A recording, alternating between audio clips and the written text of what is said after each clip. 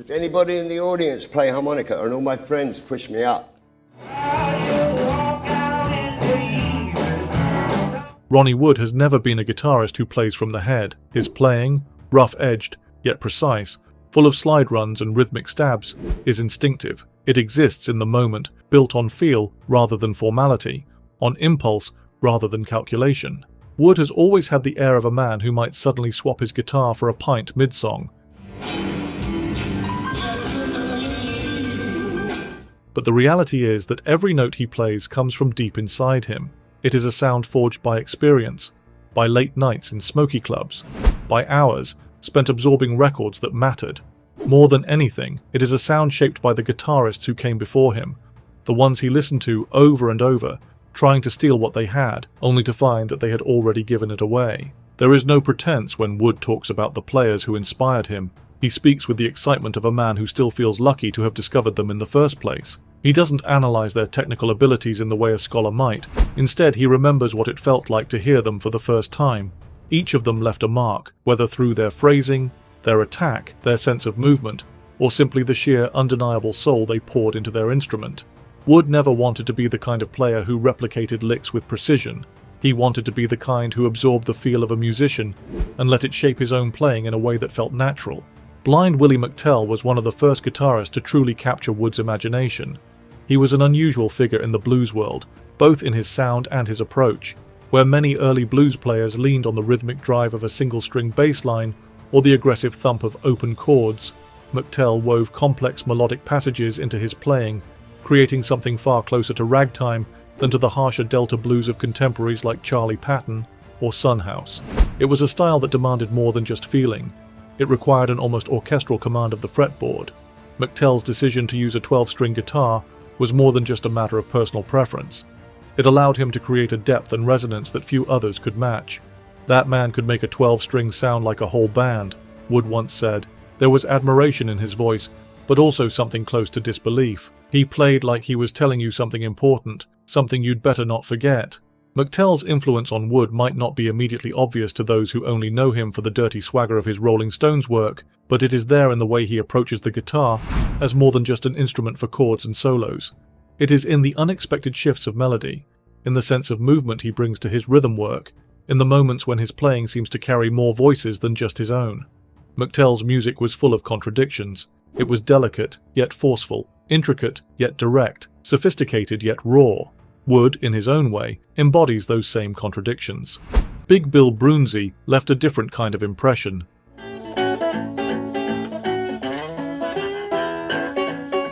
His playing was rooted in rhythm, in a sense of groove that had as much to do with jazz as it did with blues.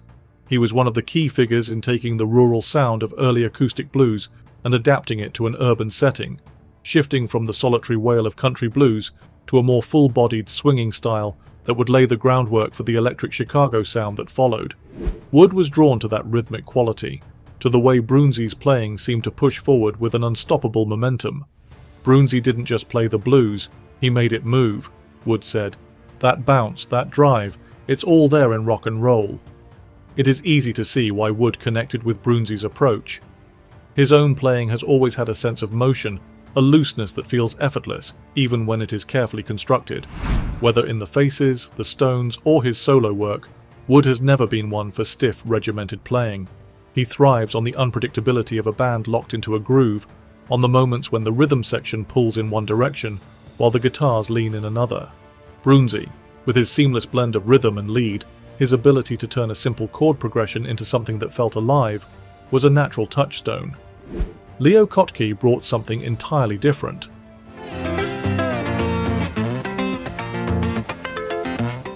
His playing was built on complexity, on an almost classical sense of structure, but it never felt academic or constrained. Kottke's use of alternate tunings, his ability to create intricate fingerpicking patterns that seemed to dance around each other, made him one of the most distinctive guitarists of his generation. Wood, a player who has always relied on feel rather than theory, might not have been expected to connect with such a cerebral approach, but what fascinated him about Kottke was not just the technical brilliance, it was the way that brilliance never got in the way of the music itself. That bloke could twist a tune inside out, Wood said, but it never felt like he was showing off. He just played, and it all made sense. Wood has always been open about the fact that he is not a virtuoso in the traditional sense.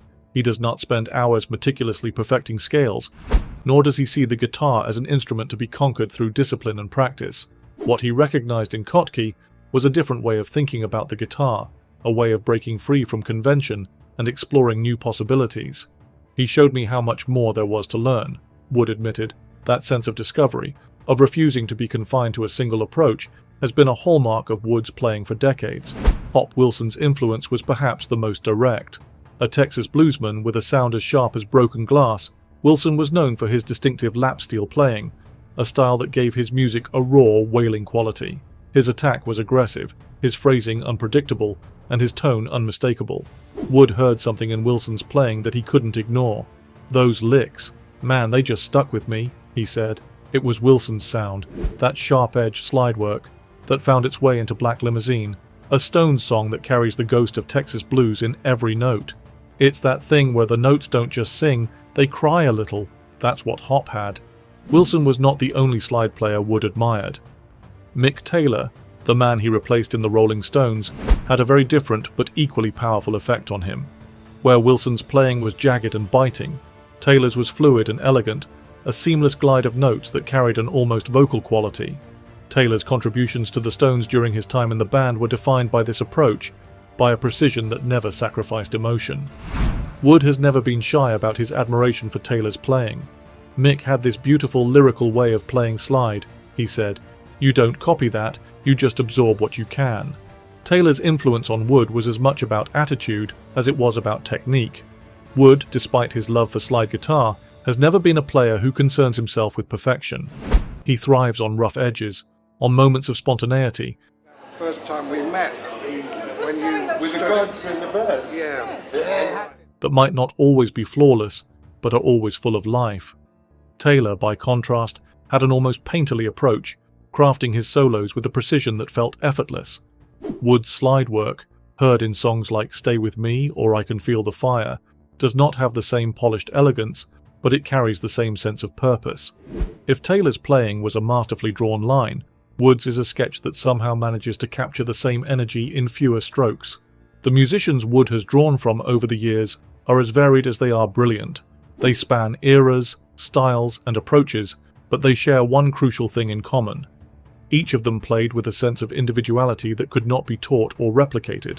Wood has never tried to imitate them exactly, nor has he ever wanted to. He has always been content to take what he needs, to absorb the feeling rather than the technique, to let their influence shape him without confining him. That is the essence of his playing. Never perfect, never predictable, but always alive with the sound of every guitarist who ever mattered to him.